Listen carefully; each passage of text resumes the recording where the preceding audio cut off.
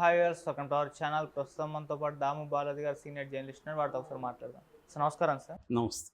Sir Sharmila గారికి ప్రభాస్ గారికి link ఉంది అని చెప్పేసి అప్పట్లో ఒక రూమర్ స్ప్రెడ్ అయిపోయింది. అప్పుడు షర్మిల గారు బయటకు వచ్చి ఇదంతా ఫేక్ అని కూడా చెప్పింది. కాకపోతే రూమర్ స్ప్రెడ్ చేసింది బాలకృష్ణ గారు అని చెప్పేసి అని అన్నారు. అయితే మొన్న ప్రెస్ మీట్లో షర్మిల గారు అది స్ప్రెడ్ చేసింది బాలకృష్ణ గారు కాదు, నాన్న జగన్మోహన్ రెడ్డి గారే ఆ ఫేక్ న్యూస్ని క్రియేట్ చేసి పబ్లిక్లోకి పంపించారు, ప్రచారం చేశారు, వాడుకున్నారని చెప్పేసి అని చెప్తుంది. సో ఈమెను ఏ విధంగా చూడొచ్చు అంటారు సార్ ఆమె వ్యాఖ్యల్ని? షర్మిల నిన్న ప్రభాస్ విషయం తీసుకొచ్చింది. యాక్చువల్గా ఎందుకు తీసుకొచ్చింది ఇప్పుడు ప్రభాస్ విషయం? ప్రభాస్ది ఎప్పుడో అయిపోయిన విషయం. అవును. అది ఇప్పుడు ఎవరు మాట్లాడట్లేదు దాని గురించి. అయినా ఆమె ఎందుకు డైరెక్ట్గా ప్రభాస్ పేరు తీసుకొచ్చింది అంటే దీని నేపథ్యం ఏంటంటే జగన్ ఆ, చంద్రబాబు ఆ, కూటమి తన మనుషుల్ని, తన సోషల్ మీడియా వాళ్ళని, రామ్ గోపాల్ వర్మ లాంటి వాళ్ళని కేసులు పెట్టి వేధిస్తుంది. బయటంతా కూడా వాళ్ళని తీసుకెళ్ళి వేరే గెస్ట్ హౌస్లలో పెట్టుకొని టార్చర్ చేస్తున్నారు అనే దాన్ని ఆరోపిస్తూ తన మనుషుల మీద, తన మీద, తన మదర్ మీద, చెల్లెల మీద కూడా ఒకప్పుడు తెలుగుదేశం వాళ్ళు విపరీతంగా చేయలేదా, వాళ్ళు చేస్తే అది కరెక్టు, మేం చేస్తే తప్ప అన్నట్టుగా ఆయన మాట్లాడాడు. ఆ కాంటెక్స్లో అతను ఏం మాట్లాడంటే, నా చెల్లెలు షర్మిల మీద ఒకప్పుడు తప్పుడు ప్రచారం చేశారు, ఇదే బాలకృష్ణ ఇంట్లో నుంచి అది వచ్చింది జూబ్లీ హిల్స్లో, అప్పుడు వాళ్ళని అరెస్ట్ కూడా చేశారు. దాని తర్వాత లోకేష్కి సంబంధించిన మనుషుల ఇళ్లలోంచి కూడా ఇవి వచ్చాయనేది కూడా తేలింది. మరి మీరు ఇవన్నీ చేయించా అన్నట్టుగా ఆయన మాట్లాడాడు.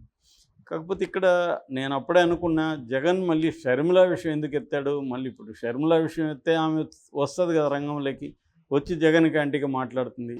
మరి అంత మాత్రం జ్ఞానం లేదా జగన్కి అనిపించింది నాకు ఆ రోజే. ఎందుకంటే ఆయన ఓవరాల్గా చెప్పచ్చు, కానీ షర్మిల విషయం చెప్పితే షర్మిల రంగంలోకి వస్తుందని అందరికీ తెలుసు. షర్మిలని ఏ రకంగా జగన్ మాట్లాడినా దాన్ని కౌంటర్ చేసేస్తుంది షర్మిల వచ్చి. అది తెలిసినప్పుడు ఆమె పేరు ఎత్తాల్సిన అవసరం ఉంది. నా మీద, మా కుటుంబం మీదనో లేకపోతే మా అమ్మ మీద అంటే సరిపోయేది. షర్మిల అది ప్రత్యేకంగా చేసి బాలకృష్ణని టార్గెట్ చేద్దామని జగన్ ట్రై చేశాడు. అది బూమరాంగ్ అయింది. దాంతో షర్మిల రంగంలోకి దిగి అసలు బాలకృష్ణ నా మీద చేయలేదు, నువ్వే చేసింది నువ్వే అని చెప్తుంది.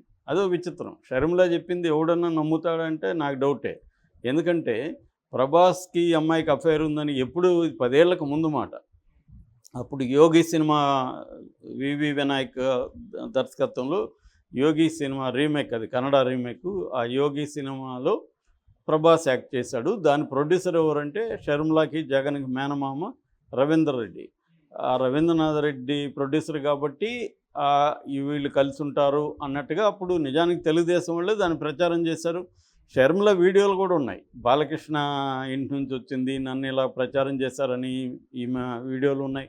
దాని తర్వాత అనేక సార్లు పోలీస్ కంప్లైంట్ ఇచ్చింది, కోర్టులో కూడా కేసు వేసింది, యూట్యూబ్ ఛానల్లో, వెబ్సైట్లో ఇవన్నీ తీసామని కోర్టు కూడా ఆదేశించింది, ఇదంతా ఉంది కదా. అంటే షర్మిల ఏమన్నా జనాలకి బ్రెయిన్ లేదని డిసైడ్ అయిపోయిందా, లేకపోతే నా వీడియోలు బయటికి రావనుకునిందా, వస్తే కూడా రాననుకునిందా? అంటే జగన్ మీద ద్వేషం ఉండొచ్చు, కానీ ఆ ద్వేషం గుడ్డిగా మారిపోయి ప్రజలందరూ నేనేం చెప్తే అది నమ్ముతారు అనుకునిందో ఏమో మరి తెలీదు. ఆమె అసలు జగనే చేయించాడు. జగన్ ఇప్పుడు చేయించాడంటే ఓకే. గతంలో ఈమె జగన్కి యాంటీగా మారినాక ఈమె ఆరోపణలు చేస్తున్నప్పుడు జగన్ మనుషులు కూడా చేస్తారు కదా. ఈమె చేస్తుంటే జగన్ వాళ్ళు గమ్మునుంటారా? ఈమె కూడా భయంకరంగా చేసింది కదా. వివేకానంద రెడ్డిని జగనే చంపించాడని చెప్పినప్పుడు ఈమె గురించి ఎందుకు నెగిటివ్గా వాళ్ళు చెప్పరు? కాబట్టి ఇక్కడ ఇద్దరు వ్యవహారాలు ఉన్నాయి. ఇంతవరకు ఓకే. కానీ ఎప్పుడో 10 ఏళ్లకు ముందు జరిగిన ప్రభాస్ వ్యవహారాన్ని కూడా జగన్కే ఆపాదిస్తూ మీ సైకో బ్యాచ్ చేసిందని అంటుంది. ఇది విచిత్రమైన వ్యవహారం. ఇదొకటి. రెండవది, ఆమె నిన్న ఏం ఆరోపిస్తుంది, అదానీ విషయంలో అవినీతి జగన్ ముడుపులు తీసుకున్నాడని. ఖచ్చితంగా తీసుకున్నాడా లేదా అనేది ఎవరికి తెలియదు. ఇది ఒక ఆరోపణ. అమెరికా ప్రభుత్వం దగ్గర అసలు అమెరికా జగన్ పేరు కూడా ఎత్తలేదు. ఫారెన్ అఫీషియల్ నెంబర్ 1 అనింది, ఆంధ్రప్రదేశ్ అనింది. కాబట్టి ఆ టైంలో 2009 నుంచి 24లో జగనే ఉన్నాడు కాబట్టి అది జగన్ పేరు చెప్పినట్టే. కానీ దానికి ఆధారాలేమీ ఆ ఇండైట్మెంట్లో చూపించలేదు. అంటే ఇచ్చినట్టుగా ఏం ఆధారాలు ఉన్నాయి అనేది ఏం లేదు.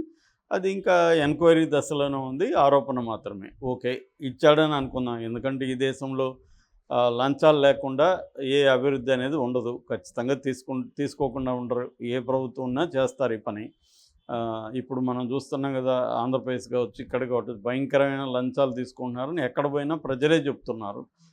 నిన్న కూడా నేను మదనపల్లికి సంబంధించి మాట్లాడితే అక్కడ ఒక ల్యాండ్ కొంటే అక్కడ ఉన్న ఎమ్మెల్యే నాకు 10 ఎకరాలు కావాలన్నాడని చెప్తున్నారు అక్కడ. సో ఇక్కడ ప్రతిసారి ఎక్కడ నియోజకవర్గం పోయి జనాలతో మాట్లాడినా ఆ ఎమ్మెల్యేల మీద ఇట్లాంటి కథలు వస్తున్నాయి. ఓకే. సో ఈ కాంటెక్స్లో జగన్కి ఇచ్చాడు అనుకుందాం. ఈమె జగన్ని విమర్శించడం కరెక్టే, అదానీని విమర్శించడం కూడా కరెక్టే. ఎందుకంటే కాంగ్రెస్ అదానీని విమర్శిస్తుంది. మరి చంద్రబాబుని ఎందుకు ఈమె క్వశ్చన్ చేయట్లేదు? ఇప్పుడు ఉన్నది చంద్రబాబు ప్రభుత్వం కదా. మరి అదానికి ముడుపులు ఇచ్చినట్టుగా కాంగ్రెస్ ప్రభుత్వం ఆరోపంటే చంద్రబాబు ప్రభుత్వం ఎందుకు ఎంక్వైరీ మొదలు పెట్టట్లేదు? మొదలుపెట్టి జగన్ అరెస్ట్ చేయొచ్చు కదా. ఆ పని ఎందుకు చేయట్లేదని ఈమె ఎందుకు అడగట్లేదు? నెంబర్ 1. నెంబర్ 2, కాంగ్రెస్ అధికారంలో ఉన్న రాష్ట్రాల్లో అవినీతి లేదా?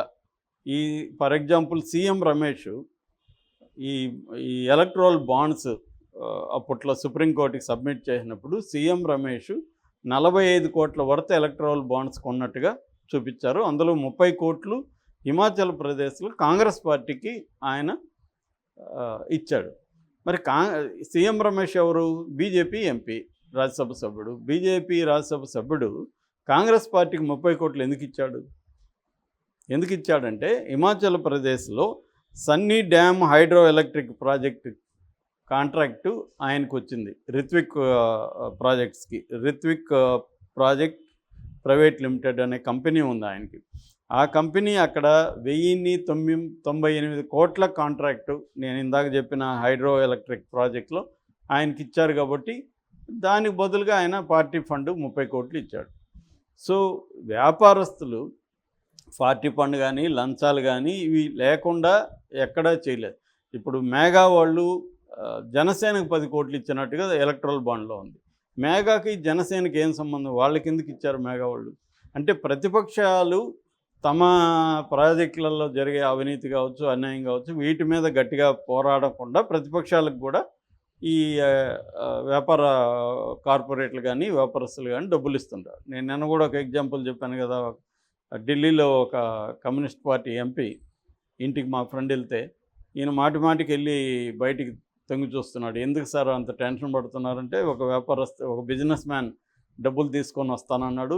ఒకవేళ మనం లేమనుకొని ఆయన వెళ్ళిపోతాడేమో అని భయం, వెళ్ళిపోయి వేరే ఎంపీకి ఇస్తాడేమో, అంటే నీకెందుకు డబ్బులు ఇస్తాడని మా ఫ్రెండ్ అడిగితే నేను ఆయన గురించి, ఆయన కంపెనీ గురించి పార్లమెంట్లో ప్రశ్న అడగాలి, అడిగిన దానికి నాకు డబ్బులు ఇస్తున్నాడు అని చెప్తున్నాడు. ఇది ఎప్పటి నుంచో ఉన్నది. అంటే ఎంపీలు ఏదైనా ఫలాని కంపెనీ గురించి వాళ్ళకి అనుకూలమైన ఒక ప్రశ్న వేస్తే పార్లమెంట్లో దానికి వాళ్ళకి ఉపయోగపడుతుంది కాబట్టి ఆ ఎంపీకి డబ్బులు ఇస్తారు. ఇది అందరికీ తెలిసిందే. దీని మీద చాలా బీజేపీ కూడా ఎంక్వైరీలు కొంతమంది మీద వేసింది. ఇవన్నీ జరుగుతున్నాయి. సో అవినీతికి పాలిటిక్స్కి భయంకరమైన సంబంధం ఉంది. ఆ కాంటెక్స్ట్లో అదానీ కావచ్చు, లేకపోతే అంబానీలు కావచ్చు, వీళ్ళందరూ ఏదో ఫెయిర్ దీంట్లో రాలేదు. నేను ఆల్రెడీ ఇంతకుముందు కూడా చెప్పాను. సంజయ్ ముఖర్జియా అని ఒక ఎకనామిస్టు, ఆయన లండన్ స్కూల్ ఆఫ్ ఎకనామిక్స్ చదివాడు. దాని తర్వాత అక్కడ ఇన్వెస్ట్మెంట్ ఫర్మ్ పెట్టాడు. ఆయన దాదాపు 3-4 పుస్తకాలు ఇండియాలో కంపెనీస్ ఎలా డెవలప్ అయినాయి అనే దాని మీద రాశాడు. గురూస్ ఆఫ్ కయాస్ కానీ, అన్యూజువల్ బిలియనీర్స్ కానీ, ఇలాంటి పుస్తకాలు ఆయన రాశాడు. అందులో ఆయన చెప్పేది ఏంటంటే వాళ్ళు బిగినింగ్లో ఒక 1 year రీసెర్చ్ చేశారు 2007 ప్రాంతంలో కంపెనీలు ఎలా పనిచేస్తున్నాయి. అందులో 3 చోట్ల కంపెనీలు ఫ్రాడ్ చేస్తున్నాయని వాళ్ళకి దృష్టికి వచ్చింది. దాంతో ఆ కంపెనీల ఎండీలను అడుగుదాం అని వెళ్ళి ఒక కంపెనీ ఎండీతో కూర్చొని అడిగితే ఆ ఎండీ ఏమన్నా అంటే, మీరు కొత్తగా లండన్ నుంచి వచ్చారు సార్, మీకు ఇక్కడ జరిగే విషయాలు తెలియదు, మేము 3 చోట్ల కాదు 6 చోట్ల ఫ్రాడ్ చేస్తున్నాం, మీరు కనిపెట్టింది 3 అని చెప్పాడు. అంటే ఈ ఫ్రాడ్ చేయకుండా ఇవాళ ఇండియన్ కంపెనీలు ఏవి కూడా పై స్థాయిలో డెవలప్ అవ్వట్లేదు. This is the model. ఇండియాలో మోనోపలి సాధించకుండా ఆ company growth, long term growth ఉండదు. మోనోపలి సాధించాలంటే గవర్నమెంట్, ఏ పార్టీ గవర్నమెంట్ ఫామ్ చేసిందో ఆ గవర్నమెంట్ నుంచి వాళ్ళు అక్రమంగా లాభాలు పొందడం, అది ట్యాక్స్ ఎగ్జంప్షన్ కావచ్చు, ఇందాక ఇప్పుడు అవినీతి అదాని అవినీతి మోడల్ కావచ్చు, ఇది ఎంత క్లియర్గా నీట్గా ఉంది అదానిది. అంటే ఒక సెంట్రల్ గవర్నమెంట్కి గవర్నమెంట్ ఫర్మ్కి వీళ్ళు పవర్ అమ్మాలి. ఆ పవర్ అమ్మాలంటే అక్కడి నుంచి ఆ సెంట్రల్ గవర్నమెంట్ ఏజెన్సీ నుంచి స్టేట్స్ కొనాలి. స్టేట్స్ని కొనేట్టుగా ఇతను లంచాలు